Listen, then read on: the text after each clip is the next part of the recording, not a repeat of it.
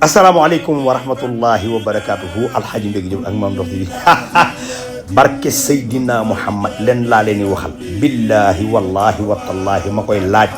jaami yàlla yi ak taalibi Cheikh Alhaaj Malick yi ñu wax ma Mame Maodo Malick ci sunu sëriñ bu baax boobu lan la werd allahu akbar billahi le président de la république du Sénégal mi ngi lay ñaan nga yokkal nu Tiwaawan barke alxuraanul karim gàmm gi xajul dëkk bi billahi wallahi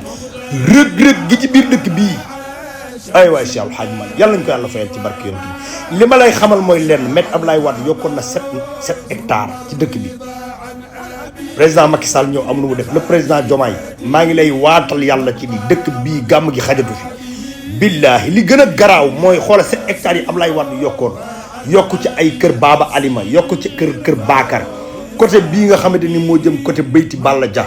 côté bi nga xamante ni moo jëm côté Ndiassane jëm côté yooyu gàmm gi foofu la gën a feesee que ci biir dëkk bi allahu akbar Mame Maodo Malick billahi barke alxuraanul karim xaw ma lan la waaye sa woote ba billahi wallahi nit ñi dégg nañ ko li ci gën a yéeme mooy woote Cheikh Seydil Hadji Malick boobu ñëpp wuy si ñëpp amul benn tarixa boo gis ni wuy siwul amul benn diine boo gisul bërki démb ci dëkk bi Cheikh Alhaaj Malick yàlla nañ ko yàlla fal waaye li may wax le président de la république mooy gàmm gii ma gis barke yàlla xajatul ci dëkk bi démb gis naa rëg-rëg goo xamante nii ci wetu zawiya Seydi Alhaaj Malick wetu zawiya Serigne Babacar Sy da ngay xam ni ki woote am na lu ko yàlla defal barke yonent bi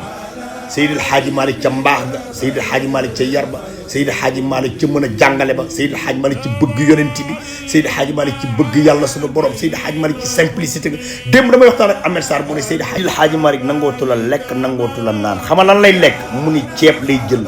def ko zaaru sombi xentu ko di naan ndox mi ba përëgëm bii boo ko laalee lii xaj